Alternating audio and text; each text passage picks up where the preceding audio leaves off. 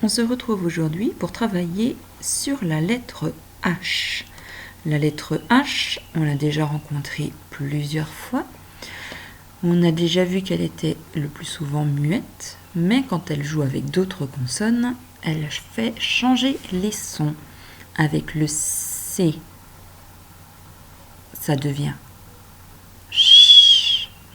Avec le P, ça devient f. Donc, avant de commencer la lecture, on va déjà réviser ensemble sa forme. La forme du H, c'est comme un A où on aurait enlevé le dessus, ou comme des échelles avec plus qu'un seul barreau. Là où ça devient embêtant, c'est en script. En script, il ressemble à un U inversé ou un N avec un trop grand bâton. Donc c'est là où il faut faire très attention. Ensuite, en attaché, sa grande majuscule, elle est magnifique. Elle est pleine de boucles dans tous les sens. Celle-là, on ne l'a jamais travaillée par contre. On va regarder juste après comment la faire. Alors, elle n'est pas à savoir au CP, pas d'inquiétude. Par contre, tu la travailleras un peu plus au CE1. La lettre en attaché, on l'a déjà vue. Le plus souvent, on lui fait une petite patte ici pour démarrer. On monte bien la boucle et on accroche bien son pont. Quand on est sur le cahier, au niveau des petites lignes, ça donne ça. Donc on est bien sur la ligne du sol pour démarrer, la grosse ligne bien violette, et on monte de 3 interlignes, 3 petites lignes bleues. C'est une lettre boucle, on monte de 3.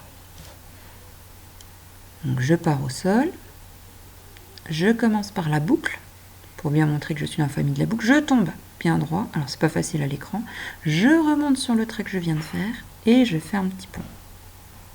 Et voilà.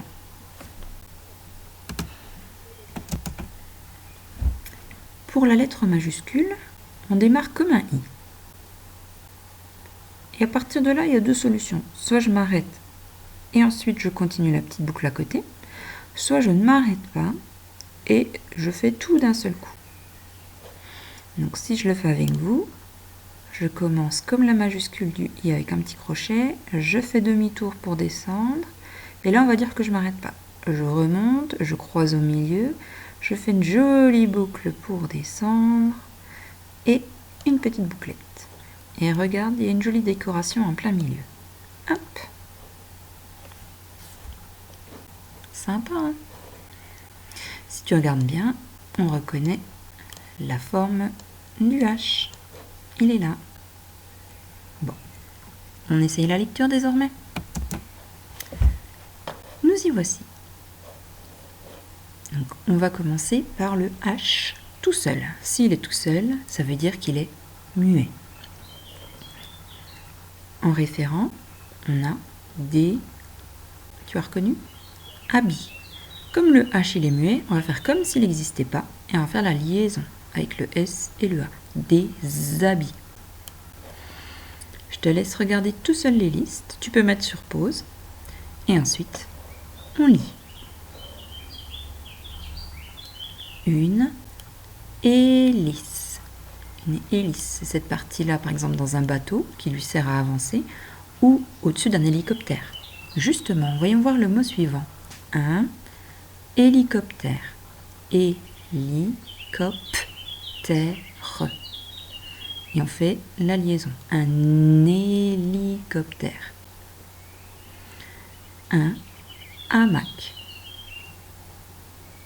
2 heures avec la liaison, puisque le H est tout seul au début, on fait comme s'il n'existait pas. 2 heures. Un homme. Un homme. Alors, dans la liste, il y en a un où j'ai pas fait la liaison. Est-ce que tu as remarqué? Une hélice, celle-là, il n'y a pas de liaison puisque j'ai une voyelle. Un hélicoptère, un hamac, 2 heures, un homme. C'est hamac. Hamac, de temps en temps, en fait, le H, il n'est pas si muet que ça. On dit que c'est un H aspiré. Ça veut dire qu'on considère qu'il fait un petit bruit quand même. En fait, son petit bruit, c'est de faire une séparation. On n'accroche pas. Il n'y a pas de liaison. Un hamac. C'est bizarre. Il y a quelques mots comme ça, comme haricot, hérisson. On continue. En eau. Alors, il est aspiré celui-là ou pas? En eau ou en eau? Eh oui, il est aussi aspiré. Il fait la séparation. En fait, dès que ça nous fait bizarre de faire une liaison, ça veut dire qu'il est aspiré. Étrange. Hurler. Je hurle ou j'hurle? Je hurle après ma sœur. Il est aussi un petit peu aspiré celui-là. Un hôtel. Celui-là, il est bien muet. Un hippopotame. Ah, tiens, j'ai un R devant. Est-ce que ça change son bruit? C'est quoi déjà les deux lettres? Ah oui, c'est le C et le P. Le R n'en fait pas partie. Donc, on fait vraiment comme s'il n'existait pas ce H. Un rhinocéros. Alors, qui est l'hippopotame, qui est le rhinocéros là-dedans? Hippopotame, ça veut dire celui qui ressemble à un cheval. Rhinocéros, rhino, ça veut dire le nez. Quand tu as une rhinopharyngite, c'est que tu as mal au nez et à la gorge. Céros, ça veut dire la corne. Rhinocéros, c'est celui qui a une corne sur le nez. Hippopotame, c'est celui-là. C'est bizarre, hein? Il ressemble pas vraiment à un cheval vu comme ça. On passe au PH. Quel bruit il fait déjà? Alors, ça fait le comme dans un dauphin. Pareil que tout à l'heure, tu peux mettre sur pause pour lire tranquillement.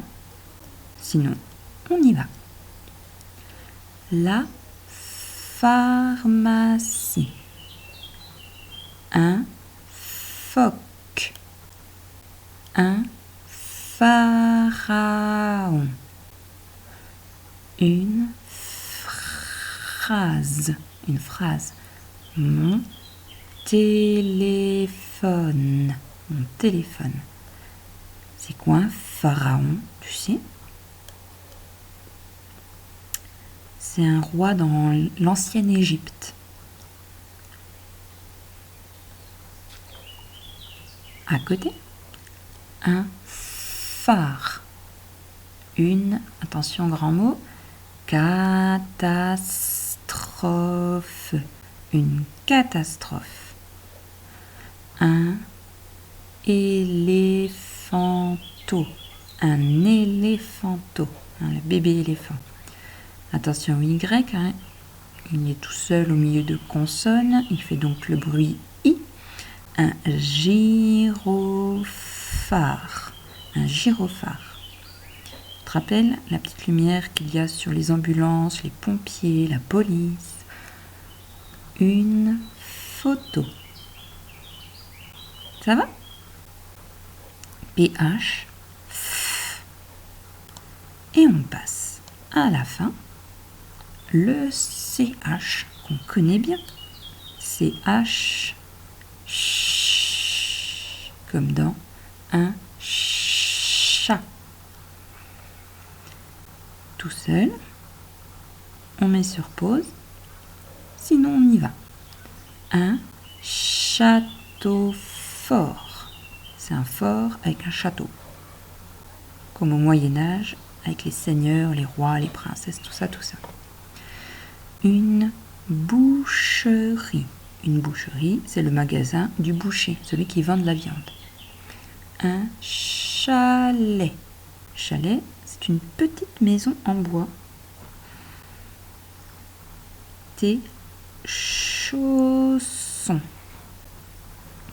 Des cheveux. Une échelle. Un parachute. Un parachute. Une moustache. Une fourchette. Et pourquoi est ici? Regarde bien. Qu'est-ce qu'on a juste après? Deux T. Deux consonnes. Et il nous reste un petit mot qu'on doit bien connaître, hein, quand même, surtout quand on aime le foot ou n'importe quel autre sport d'équipe.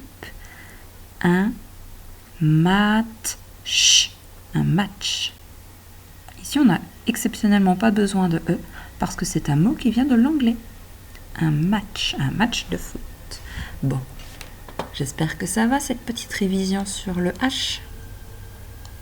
On se retrouve très bientôt pour le texte de lecture qui va avec. À tout bientôt.